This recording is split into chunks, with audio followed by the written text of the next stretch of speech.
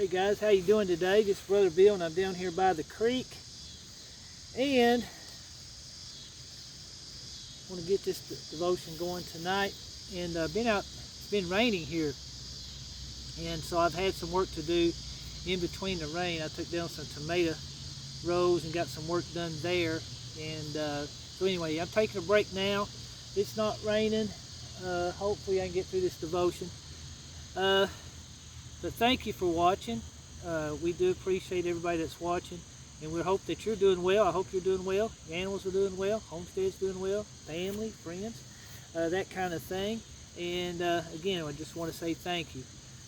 But let's get into this devotion here. I'm reading from Proverbs chapter 18, verse 24. Now, I studied all week on this, and I read commentaries, and I looked at the original Hebrew text and what it reads and that kind of thing. But this is what the King James says. This is what I'm reading from today. It says, "A man that has friends must show himself friendly, and there is a friend that sticks closer than a brother." Now, I've heard that preached over the years, different ways, and that kind of thing. But in reality, here's what the scripture really means. A man of many friends, multitude. A man of many friends may come to destruction, but there is a friend that sticks closer than a brother. So that's how it reads in the majority of the translations. Not that I'm opposed to King James, that's what I read from. But I do look at other things. I go back to look at the Hebrew meaning and that kind of thing, just to see. So sometimes we miss the deeper things of the scripture. So anyway, that's what it says, of many friends. And you got to wonder what Solomon was thinking about, the wisest man on earth during that time. He was the wisest, the most wealthy, the most influential. So here's this guy. What was he thinking? Well, I got to looking at that this week, and I've got a Facebook account, as I'm sure many of you do. And I was looking there on my Facebook page, and I scrolled down a little bit there, you know, when you go and look, and I noticed that I have 229 friends. I have 229 friends. Now that seems like a lot to me, but in reality, is it? Well, I was looking at these 229 friends, and that's not a lot to some people. But as I'm thinking on that this week, in this Facebook page, the word friend today is used, well, the word is flippant. It's so flippant, and it's become superficial and shallow, the word friends. It seems like it just really don't mean anything. It's just a word, friends. You know, here I am, I got 220, it's for public record, for everybody to see that I have 229 friends. Well, as I'm looking at that this week, I asked myself some questions, examining my own self, as I always do before I do the devotions. I look to me first, and I asked myself some questions. Out of these 229 friends, have I ever been to their home? Have I ever visited them? Or have they visited me? Have we ever sat down together to eat a meal? Or maybe have a Bible study or something? Well, I got to looking at that, and mutually speaking. Now, I've got other friends that don't have Facebook pages. They just don't want no part of it. But I'm looking at this. Now, out of the 229 friends, I looked at this. How many have I actually visited their home and ate a meal, and they have visited me, and we have ate a meal here together? Well, out of the 229 friends that I said I have, only 29 of those that we have this mutual fellowship at one point or another. And it's there for public record to see, as I've said. Now, according to my Facebook page, I have 229 friends, but only 29 have ever visited my home, and I have visited theirs. Now, there's others that I have visited their homes, or go to check on them or something like that, but it was one way. It wasn't two. Well, out of all these 229 friends, have I been their friend? And what is that even called? What is a friend anyway? At any time out of these 229 friends have I picked the phone up to call, to check on them, see how they're doing. And these friends of mine, do I know their mother's names? Their father's names?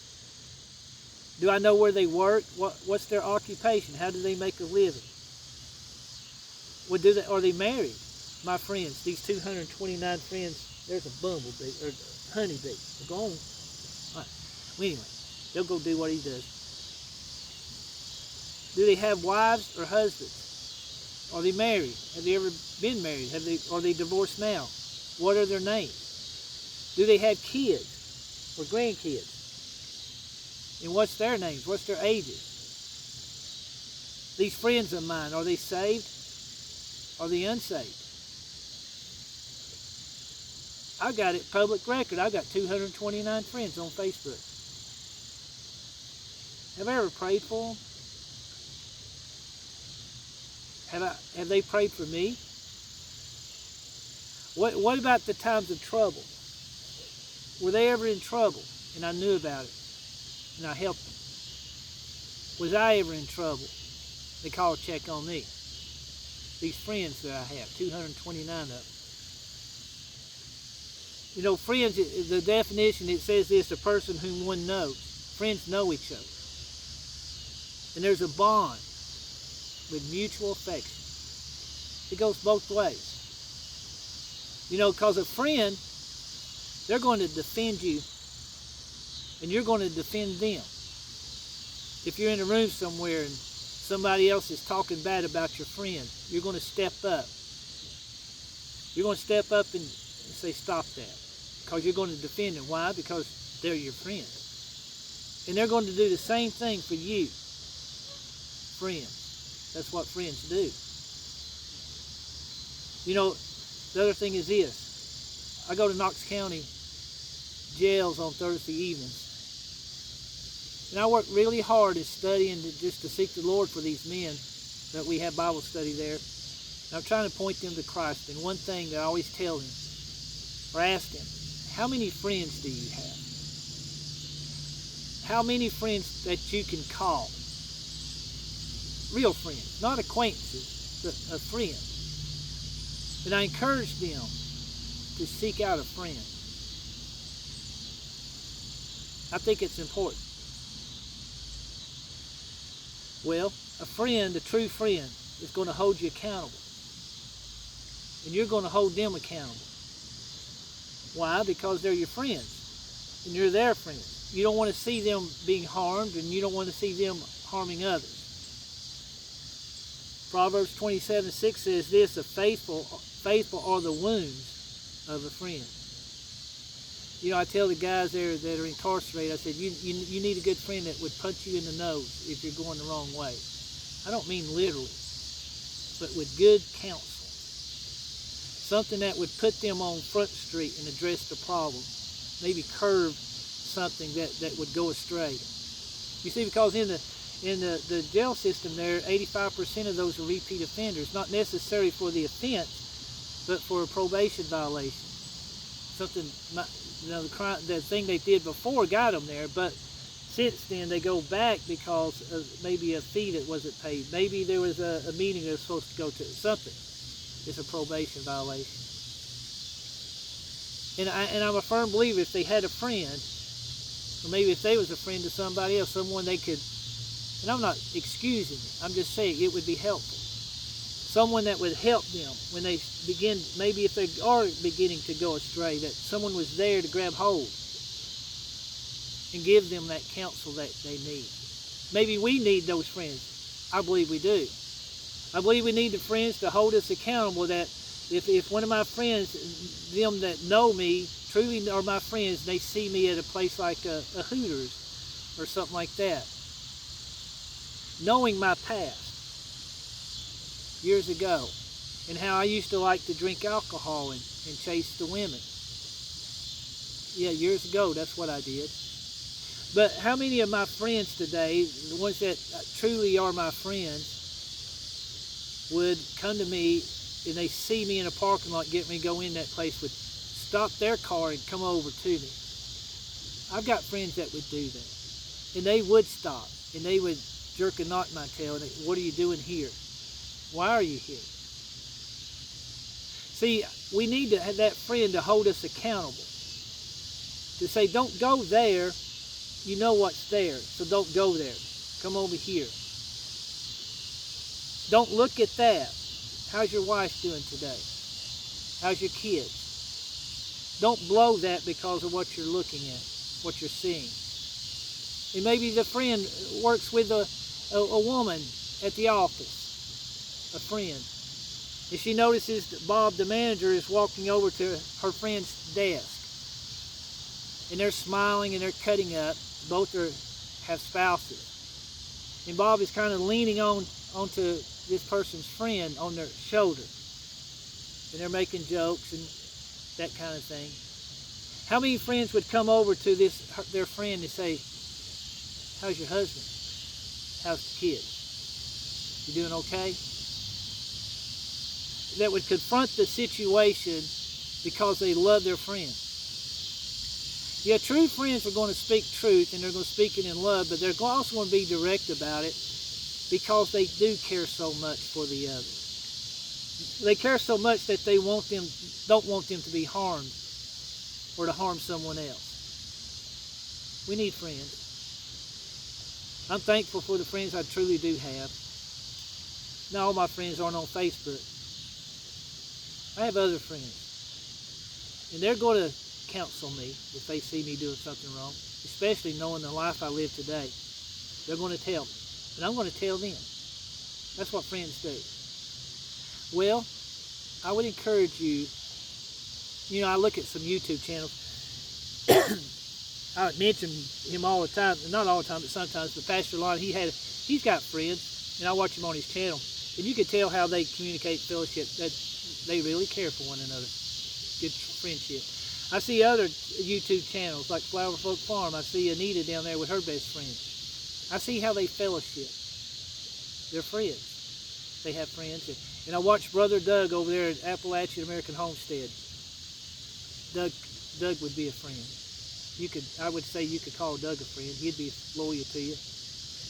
And Just Grow at Metcalf Mills there.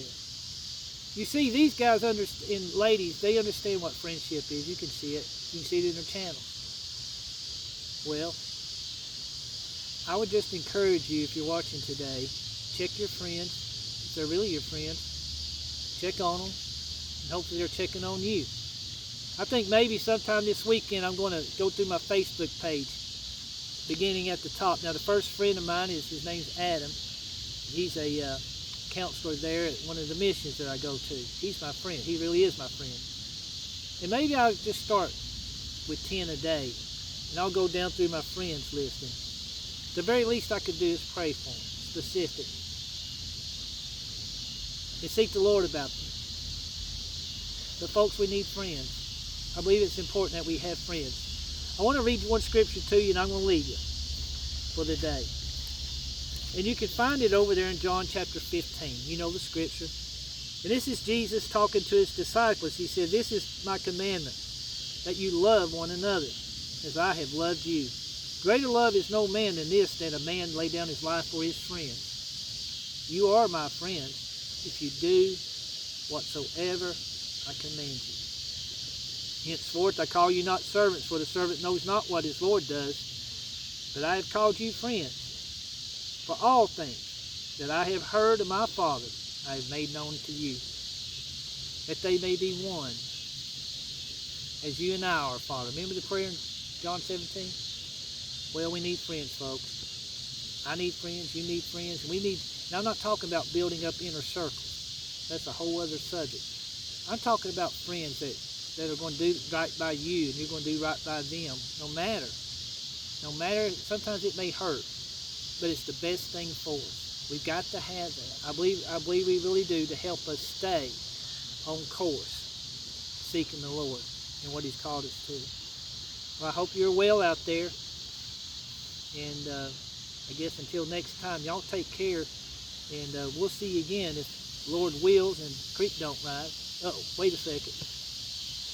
creek did rise. We got some rain the last couple of days. Well, either way, we'll see you again. And again, y'all just take care out there. Okay?